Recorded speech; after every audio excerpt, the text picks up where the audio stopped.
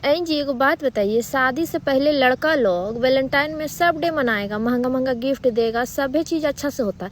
और सदियाँ होते का ऐसा हो जाता है कि कुछ यादें नहीं रहता है, सिर्फ है ना वैलेंटाइन का सस्ता सस्ता दिन वाला याद रहता है, किस डे हक डे, यही सब 2-4 को डे मनाता है। आप लोग का क्या होता है, दौरा पड़ जाता है कि कोमा में चले जाते हैं? बताइए ना ज़रा, आप भी ऐसे ही करते हैं? ज़रा बताइए कमेंट करके क्या करते हैं। अरे ना जी, दौरा नहीं पड़ता है। जानते हैं क्या बात है, सब जो हस्बैंड लोग होता है ना, वो शादी होने के बाद जानबा करता है कि ये सब पहला ही हो गया है।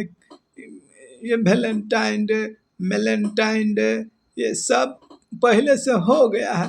तब हम लोग को क्या करने की जरूरत है, जो मिला है उसी को खींच तीर के चलाना है। समझ रही है ना, इसीलिए वो लोग नहीं मनाता है बढ़िया से। समझिए बात को।